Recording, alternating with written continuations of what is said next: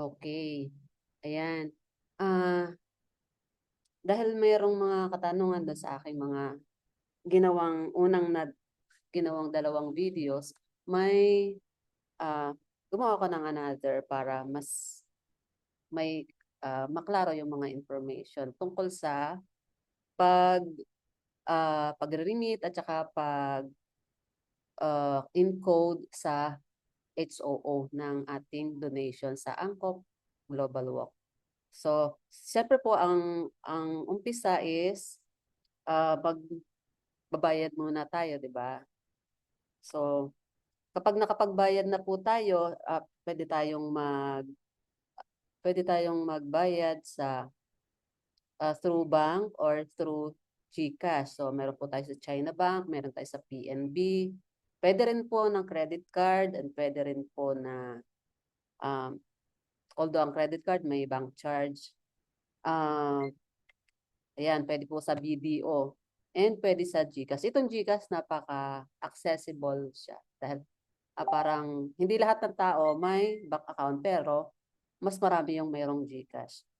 So kapag, siyempre, as usual kapag bank, fill up tayo ng form and then, ayan, kung sa BDO, meron pa silang ganito na kailangan mong ipiliin kung saang area ka.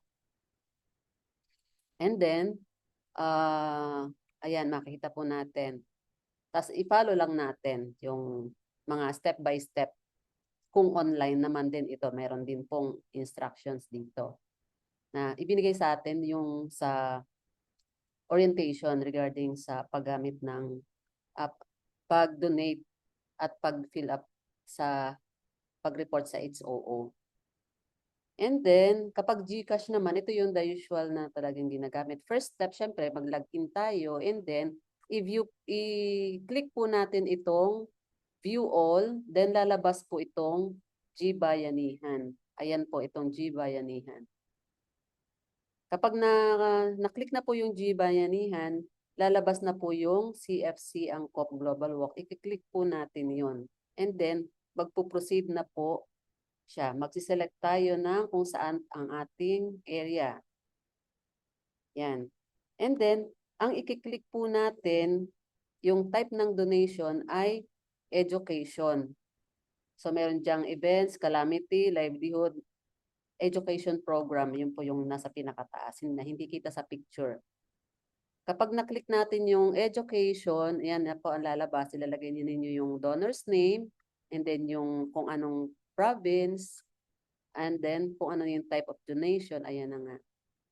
And then, i-click na po natin, lagyan natin yung mga details natin, then i-click na po natin yung confirm at lalabas na po itong resibo po ninyo.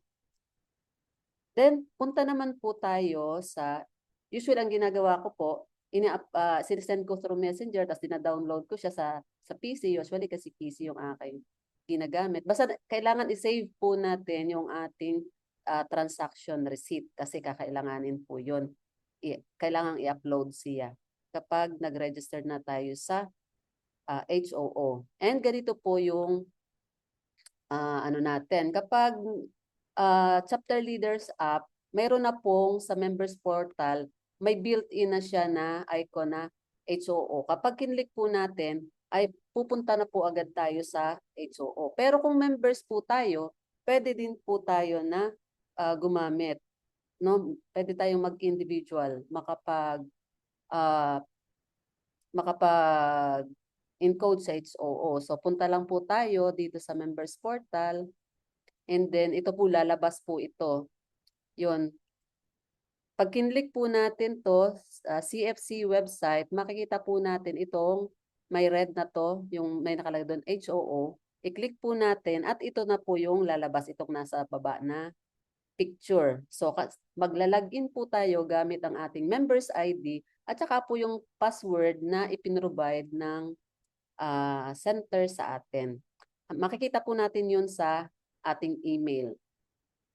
Hanapin lang po natin yung ating email na ibinigay natin i-open natin yung email na ibinigay natin sa center, and then doon po na makikita natin yung ating password. And then kapag nakapasok na po kayo, ayan, ganyan po, no? Pag nakapasok na po kayo, i-click po natin yung donation. Ito na po yung lalabas. I-click lang natin yung donation and then click natin yung donate. Ito po may icon dito na donate, Angkop Global Walk 2025. Ito na po yung lalabas. Click next and then yan na po ang lalabas. Then kung gumamit po tayo ng bank o GCash, ito na po yung i-click natin na yung bank. And then down po ulit tayo, makita natin yung next. And magkakaroon po ng prompt na okay, kailangan natin i-click okay. So prepare your proof of payment and you will be required to input this detail step. Yan. Tapos next na po tayo. Tapos select po tayo ng donation type. Makikita po natin dito, AGW donation, donor, corporate sponsor. So pipili lang po tayo dito. Kung member po, AGW donation, para po sa registrations po natin. Kung hindi po member ng CFC, dito po sa donor ang ilalagay natin kapag mag-encode tayo ng mga donation. Kaya po mas maganda na separate po yung para sa registration ng members at saka yung mga donations kasi magkahiwalay po siya ng pag-encode. Tapos ito na po sa members po, ito po yung lalabas. Makikita na po natin na yung ganito. Tapos enter po natin yung pangalan ng member. May lalabas po na i-require itong mga information na to. Kung member po, automatic po yung kung ano yung nasa portal po ng member, lalabas na po yun.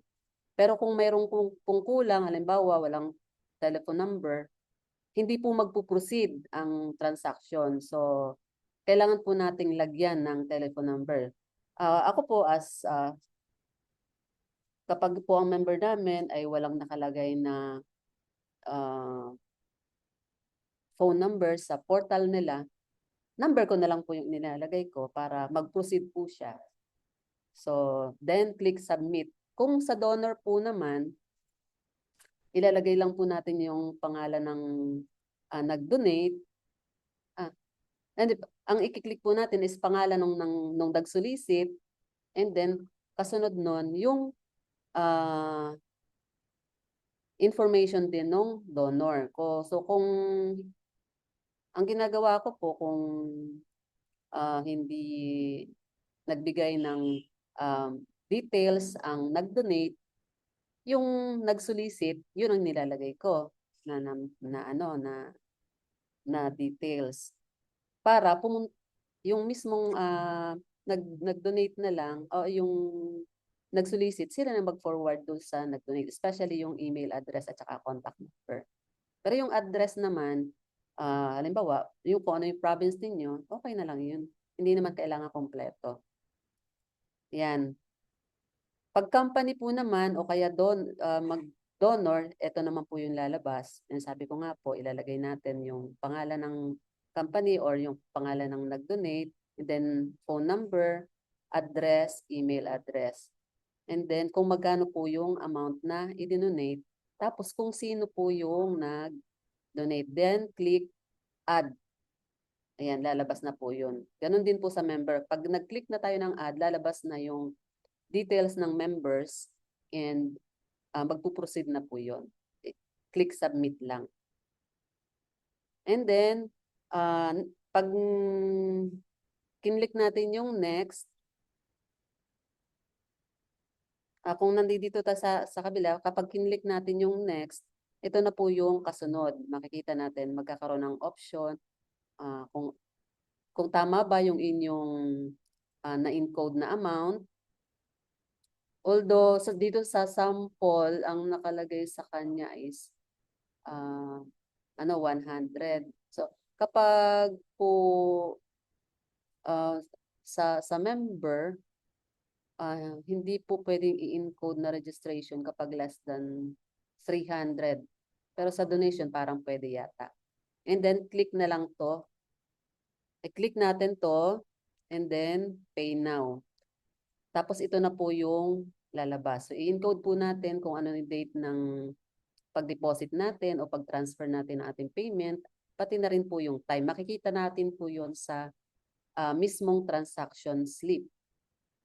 And then yung kung saan po na account. Kung itong nakalagay bank account, kung sa GCash po siya, ilagay po ninyo na i-click ninyo yung GCash. Kung bank account naman, ilalagay niyo kung yung ano yung bank account. And then kung anong branch. Pag GCash po, ilalagay po ninyo is G Bayanihan. And then yung reference number.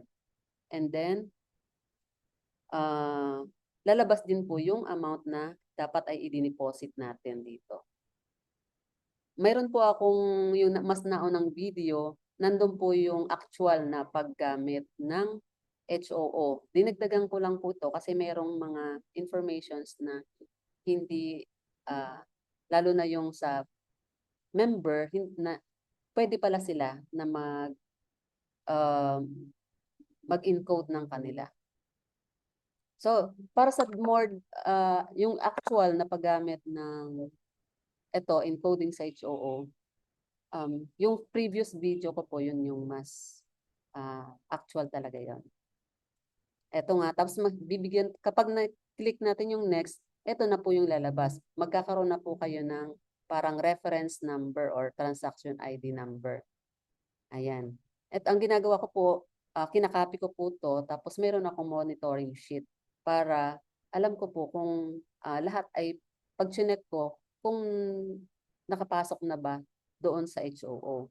And then, yung ating pong ni-ready na transaction slip ng ating payment, kailangan pong naka-ready na siya for uploading. Kung kailangan po mayroong picture na dapat i-upload po natin. So, i-select na po natin. Pag kinlik natin itong upload, pupunta tayo doon sa eto. Tapos, select natin yung files and then lagay natin yung name ng ating, kung sino yung ating nag-donate. And then, makikita po ninyo na, ayan, yung reference po, ito yung mga sample ng references kung saan ninyo makikita. Ayan.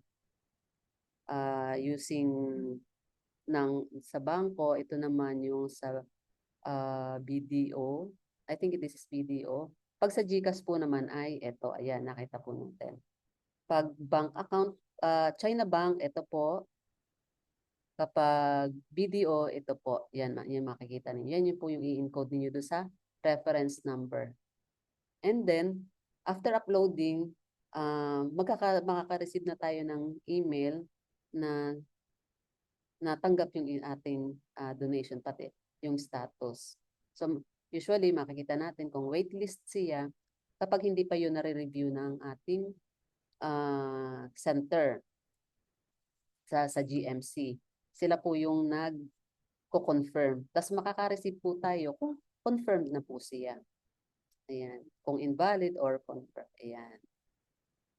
So, basta po ang required, kung kailangan natin ng certificate of donation, kailangan po yung kompleto, yung donor's name, address, email, mobile number, and especially yung tax identification number.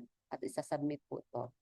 At direct po na mapupunta sa email, direct mag-i-email ang ating pong head office sa donor. Para i-email po sa kanila yung certificate. At ganito po yung itsura ng certificate po natin.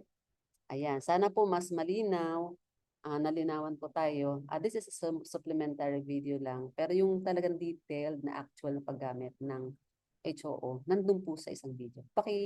Ano lang po ninyo, ha? Tingnan na lang po, para lang hindi na natin ulitin. And then, yung link ng HOO para hindi na kayo maghanap, ilalagay ko din po sa message sa baba para mas madali po ninyong mahanap. Okay po, salamat. God bless. Sana po mag-donate na po tayo para makapagpaaral po tayo ng mas marami pang scholar. Goodbye. Salamat po.